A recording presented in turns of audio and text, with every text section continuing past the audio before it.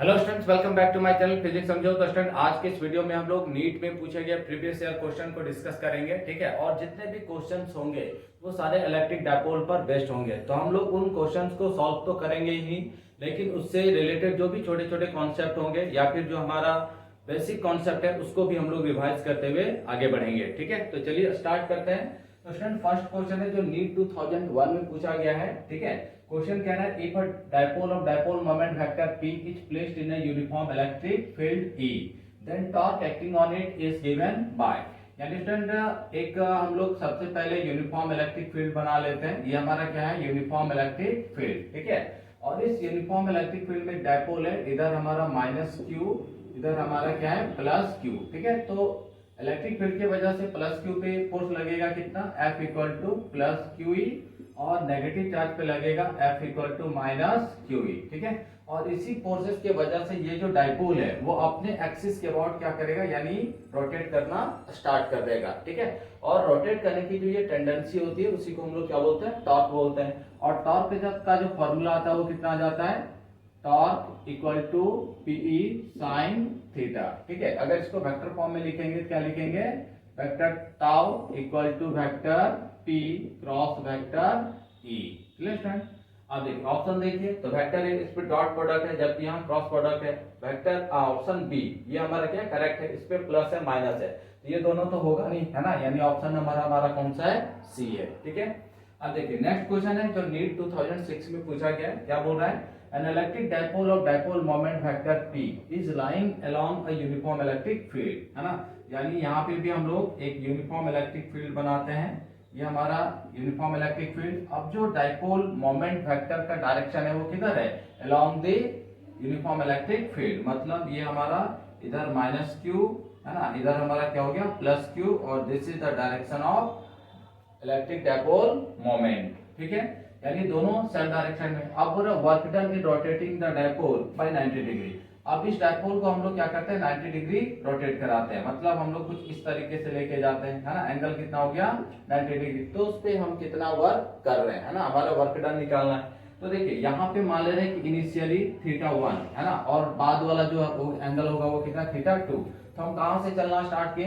तो 0 डिग्री से स्टार्ट किए, और कहां तक चले गए हम लोग? तो 90 डिग्री तक चले गए। अब इस केस में, डायपोल के केस में जो वर्क डन आता था वो वर्क डन का फॉर्मूला क्या है? PE cos θ1 cos θ2, ठीक है। तो देखिए PE cos θ1 कितना हो गया? 0 cos θ2 कितना हो गया? 90, ठीक है। तो इसको हम लोग सॉल्व करते हैं। तो W = PE, है ना। अब यहाँ पे cos 0, तो cos 0 कितना हो जाता है? 1 माइनस cos 90 क्या हो जाएगा? 0। यानी वर्क डन हमारा कितना आ गया? PE आ गया, क्लियर स्टूडेंट। देखिए ऑप्शन नंबर जो ए है वो 2QE है। यहाँ पे देखिए ऑप्शन नंबर बी मैच कर रहा है, ये हमारा क्या हो गया? आंसर हो गया, क्लियर है। अब इसको नोट डाउन कीजिए, फिर हम लोग नेक्स्ट क्वेश्चन लेते हैं। नेक्स्ट क्वेश्चन देखते हैं जो नीट 2007 में पूछा गया है, ठीक है। क्वेश्चन कह रहा है 3 point charges +q -2q and +q are placed at points. अब उसका कोऑर्डिनेट दिया हुआ है, 3 चार्जेस है, +q -2q और +q, है ना, और वो उनका तीनों कोऑर्डिनेट दिया हुआ है, ठीक है। The magnitude and direction of the electric dipole moment and vector of this charge assembly are. तो हमें क्या बताना है? मैग्नीट्यूड बताना है इलेक्ट्रिक डाइपोल मोमेंट का, और उसका डायरेक्शन बताना है, क्लियर है। तो सबसे पहले हम लोग कोऑर्डिनेट सिस्टम ड्रॉ कर लेते हैं। तो ये हमारा कोऑर्डिनेट सिस्टम हो गया, ठीक है। और ये हमारा y एक्सिस, और ये हमारा क्या हो गया? x एक्सिस हो गया, क्लियर स्टूडेंट। अब यहाँ पे हम लोग चार्ज को रखते हैं। तो देखिए फर्स्ट जो कोऑर्डिनेट गिवन है x = 0, y = a, z = 0। तो x = 0 मीन्स यहाँ पे y = a, मतलब यहाँ पे कहीं पे हम लोग ले लेते हैं y = a, और यहाँ पे एक चार्ज है, कौन सा? +q है। सेकंड देखिए x = 0, y = 0, z = 0, मतलब यहीं पे बात हो रहा है, और यहाँ पे जो चार्ज है वो कितना है? -2q है, ठीक है। थर्ड देखिए x = a, यानी ये हमारा हो गया x = a, बाकी y और z उसके क्या है? 0 है, ठीक है। तो यहाँ पे जो चार्ज है वो चार्ज कौन सा है? +q है, ठीक। अब देखिए अगर इन तीनों चार्जेस को देखें तो ये तीनों चार्जेस कहाँ हैं? इसी xy प्लेन पे है। तो इनका जो डायपोल मोमेंट होगा, है ना, यानी इलेक्ट्रिक डायपोल होगा, वो इलेक्ट्रिक डायपोल भी इसी एक्स वाई प्लेन पे लाई करेगा। अब देखिए जो -2q है, इसको हम लोग क्या करते हैं, स्प्लिट कर देते हैं। अगर स्प्लिट करेंगे तो इसको लिख देंगे -q और -q, ठीक है। अब देखिए ये दोनों मिलके एक डायपोल बनाएगा, ये दोनों मिलके डायपोल बनाएगा। वो डायपोल का डायरेक्शन किधर होगा, तो ऊपर की तरफ होगा। और ये दोनों मिलके भी एक डायपोल बनाएगा, इसका डायरेक्शन इस डायरेक्शन में होगा। क्लियर है?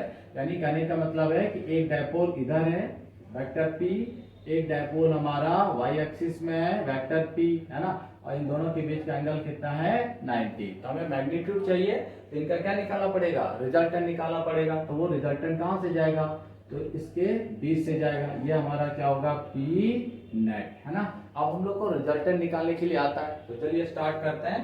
तो therefore p net equal to क्या हो जाएगा, देखिए दोनों डायपोल सेम है, it means p² plus 2 p cos 90 degree.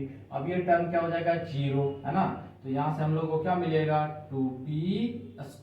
ठीक, चलिए तो यहाँ से आगे बढ़ते हैं, तो क्या हो जाएगा, √2p। क्लियर? अब p equal to q into 2l, तो q उधर आ जाएगा, 2l के जगह पे क्या हो जाएगा, a, क्योंकि यहाँ से यहाँ तक का डिस्टेंस कितना है, a है। तो p इक्वल टू क्या हो जाएगा, qa। तो यहाँ पे पुट कर देंगे √2qa, ये हमारा क्या आ गया, p नेट आ गया। Clear friend? ये हमारा p नेट है। अब इसका डायरेक्शन चाहिए, तो देखिए इसका जो डायरेक्शन होगा वो ये रिजल्टेंट है ना, यही हमारा क्या है, p नेट है। यहाँ से यहाँ तक कोऑर्डिनेट देखें, x में हम कितना चले, a चले, ठीक है। इसको रब कर देते हैं, तो इसका कोऑर्डिनेट निकालना है, तो x में कितना चले, a, y में कितना चले हैं, a, और z में कितना है, तो 0, यानी इसका कोऑर्डिनेट कितना होगा, a,0। ठीक है। तो देखिए यही हमारा √2qa, यहाँ पे तीनों दिख रहा है, बट ये तो दोनों होगा नहीं, है ना, ये भी हमारा होगा नहीं, तो यही हमारा आंसर होगा। देखिए √2qa along the joining point, देखिए xa, ya, z 0। Clear student?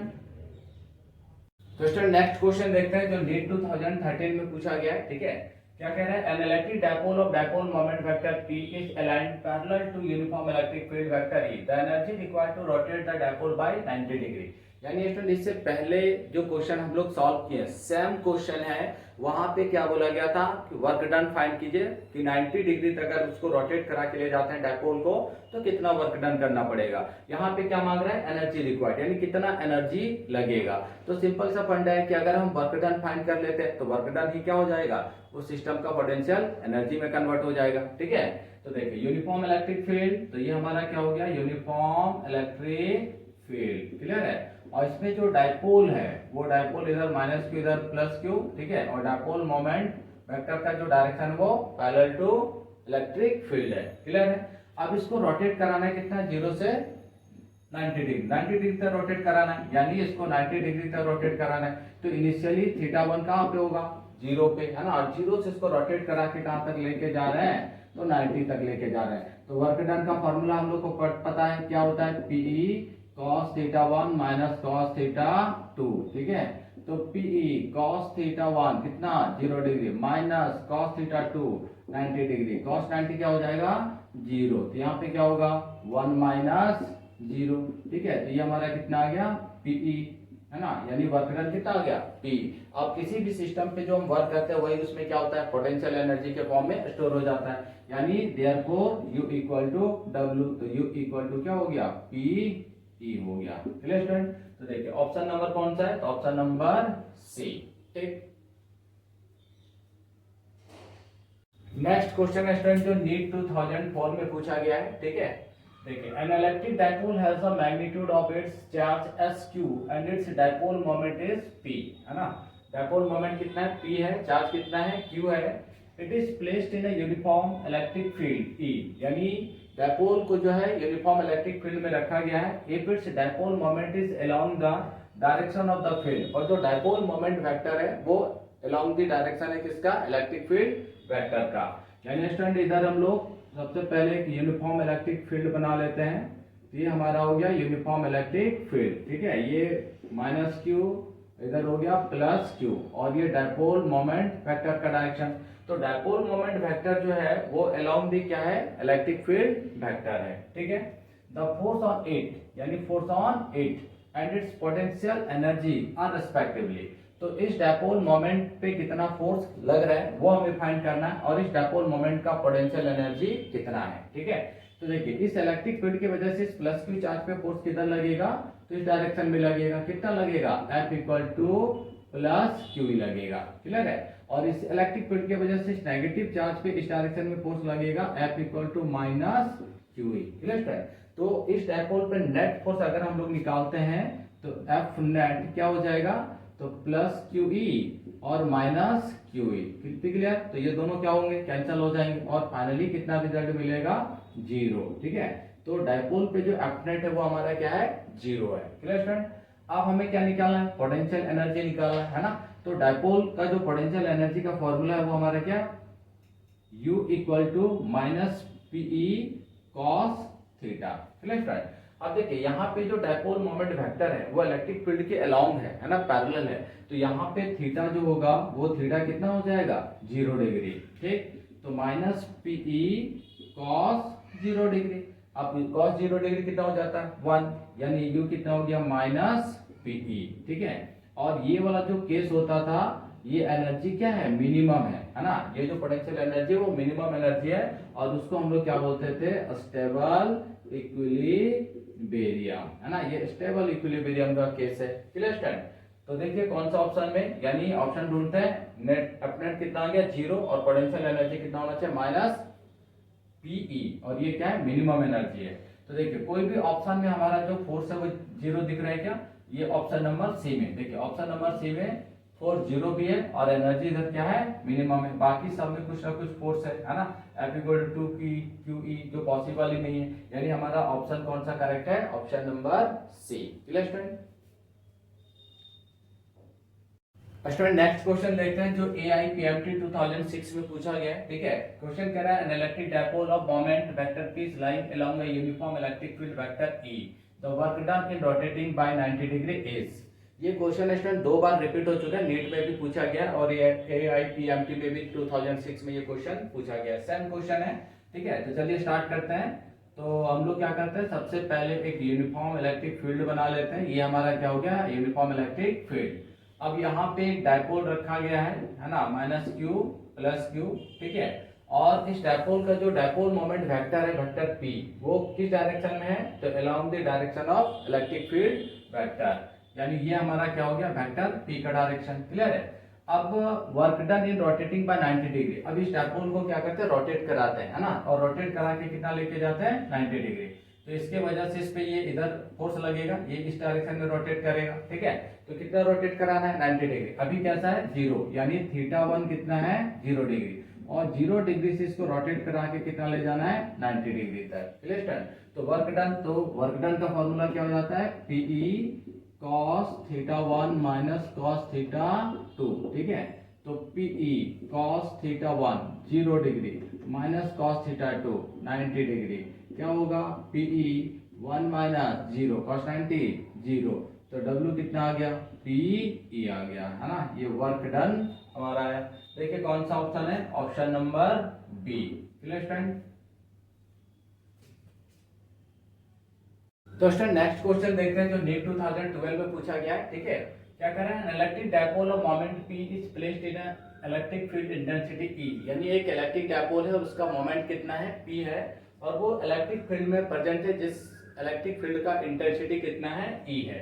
The dipole acquires a position, वो कुछ पोजीशन एक्वायर करता है, such that the axis of dipole makes an angle theta with the direction of electric field. अब वो जो dipole का axis है वो इलेक्ट्रिक फील्ड के साथ कितना एंगल फॉर्म कर रहा है, थीटा एंगल फॉर्म कर रहा है। Assuming that the potential energy of the dipole to be 0, अब एज्यूम कर लेना है कि जो डायपोल इसका पोटेंशियल एनर्जी कितना है, 0 है। ठीक है, when theta equal to 90 degree, यानी जब 90 डिग्री होगा उसमें उस डायपोल का जो पोटेंशियल एनर्जी होगा वो कितना होगा, 0 होगा, ये एज्यूम करना है। The torque and the potential energy of the dipole will respectively be। तो यहाँ पे देखिए कोई न्यूमेरिकल वैल्यू गिवन नहीं है, मतलब यहाँ पे कोई न्यूमेरिकल बनाना नहीं है। ठीक है, यहाँ पे सिर्फ जो है वो जो भी आपको डाटा गिवन है उसके बेसिस पे आपको फॉर्मूला बताना है। किसका बताना है, टॉर्क का, और दूसरा हमारा क्या, पोटेंशियल एनर्जी का। अब देखिए पोटेंशियल एनर्जी को डिफाइन करने के लिए जो हम लोग रेफरेंस माने थे, वो रेफरेंस क्या माने थे, थीटा 1 इक्वल टू 90, ठीक है, और theta 2 equal to theta. Clear है? अगर आपने पोटेंशियल एनर्जी का वीडियो नहीं देखा है तो प्लीज पहले आप उस वीडियो को देखिए, है ना, ताकि आपका जो भी डाउट है वो क्लियर हो जाए। ठीक है, तो पोटेंशियल एनर्जी को डिफाइन करने के लिए जो हम लोग रेफरेंस बनाए थे वो कितना बनाए थे 90 डिग्री, यानी 90 से उसको रोटेट करा के कहां ले जा रहे थे थीटा तक, है ना। क्यों? तो हम लोग को पता है कि जब हम 90 से स्टार्ट करते हैं तो 90 पे जो पोटेंशियल एनर्जी होता है डायपोल का वो कितना होता है 0 होता है। क्लियर है? तो पोटेंशियल एनर्जी का फॉर्मूला क्या हो जाएगा U equal to minus PE cos theta. Clear है? और टॉर्क जो डायपोल होगा उस पे जो टॉर्क क्रिएट होगा उस टॉर्क का फॉर्मूला क्या होगा PE sine theta. Clear student? तो देखिए यहाँ पे पी साइन थीटा और माइनस पी कॉस थीटा, बाकी सब में देखिए 2 लगा हुआ है तो ये तो होगा नहीं, बाकी 3 ये। ठीक है, तो हमारा ऑप्शन कौन सा है? Option number A. क्लियर?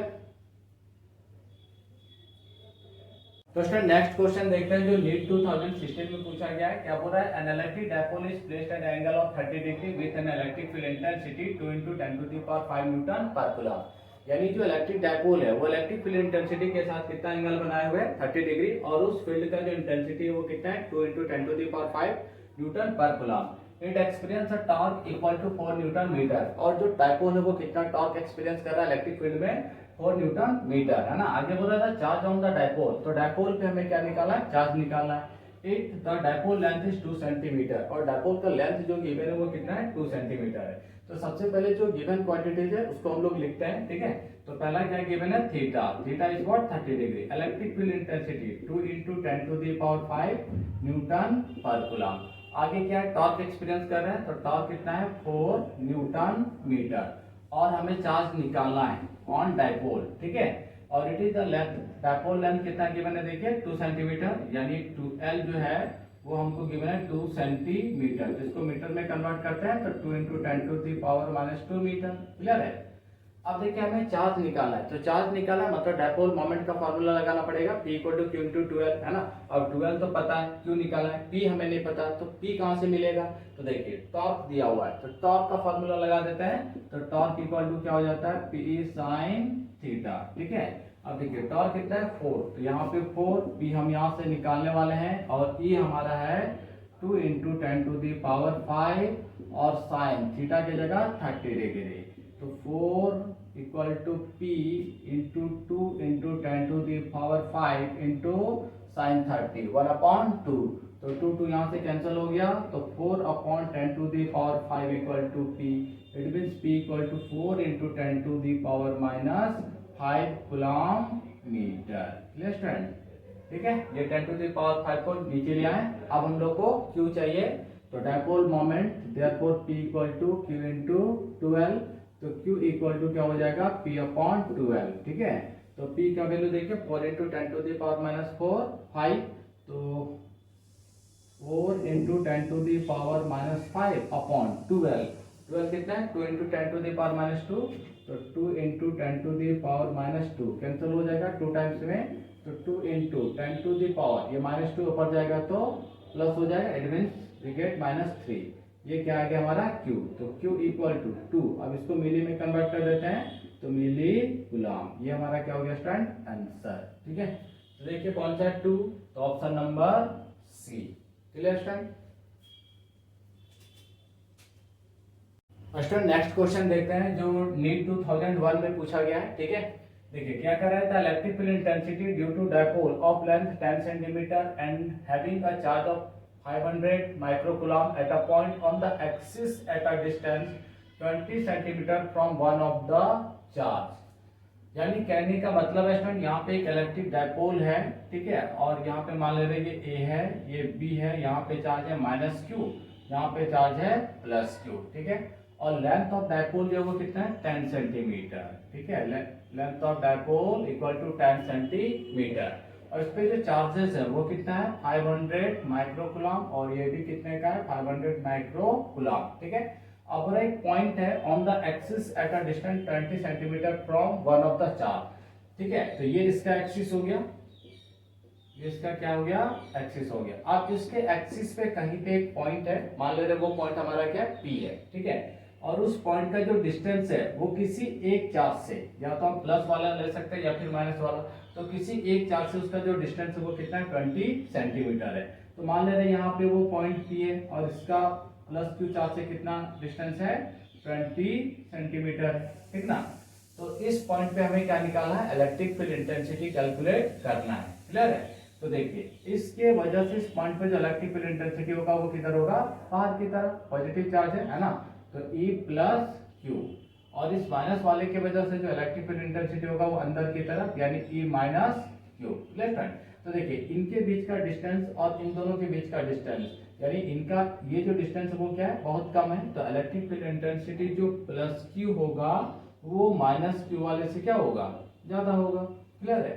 तो अगर हमको इस पॉइंट पे ई नेट चाहिए तो E प्लस क्यू में माइनस कर देंगे किसको, E माइनस क्यू को, ठीक है। तो therefore E net equal to E plus q minus E minus q, clear. यानी आप इस वाले चार्ज के वजह से इस पॉइंट पे इलेक्ट्रिक फील्ड इंटेंसिटी चाहिए, तो इसके वजह से इस पॉइंट पे कितना मिलेगा, तो हम लोग पढ़े किसी भी चार्ज के वजह से किसी भी पॉइंट पे इलेक्ट्रिक फील्ड इंटेंसिटी कितना होता है, KQ अपॉन R स्क्वायर। तो KQ अपॉन R, तो यहाँ से यहाँ तक का डिस्टेंस देखिए कितना है 20 सेंटीमीटर, सेंटीमीटर है तो मीटर में कन्वर्ट करेंगे तो 20 into 10 to the power minus 2 का whole square minus E minus q, इस चार्ज की वजह से भी क्या होगा, तो KQ अपॉन R स्क्वायर। तो देखिए इन दोनों के बीच का डिस्टेंस कितना हो गया 20 प्लस 10 यानी 30, तो 330 into 10 to the power minus 2 का होल स्क्वायर, है ना, सेंटीमीटर में तो मीटर में कन्वर्ट कर देंगे, क्लियर। यहाँ से हम लोग आगे बढ़ते हैं, है ना। अब देखिए यहाँ पे इसको क्या लिख सकते हैं, KQ अपॉन 20 का स्क्वायर क्या हो जाएगा 400 into 10 to the power minus 4, है ना, 2 का 2 से मल्टीप्लाई हो जाएगा, फिर माइनस KQ अपॉन 900 हो जाएगा 30 का square into 10 to the power minus 4, clear.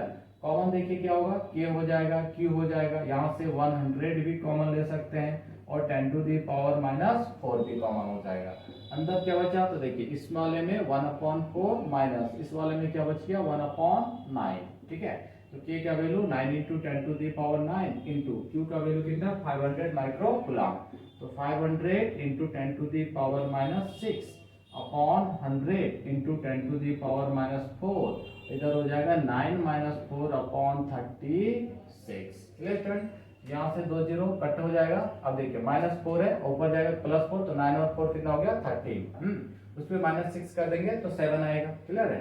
तो देखिए क्या आ गया यहाँ पे 9 का 5 से का दर है 45 इंटू 10 का पावर 7, क्लियर।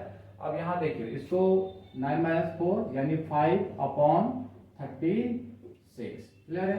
तो 9 का टेबल में 4 टाइम्स में और ये क्या हो गया 5 टाइम्स में, तो 5 का 5 से तो 25 upon 4 into 10 to the power 7।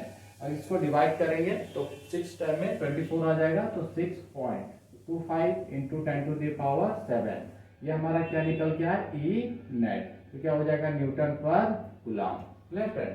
तो देखिए ऑप्शन कौन सा है, तो फर्स्ट ही ऑप्शन दिख रहा है 6.25 into 10 to the power minus 7 coulomb, sorry 6.25 into 10 to the power 7 coulomb, clear friend.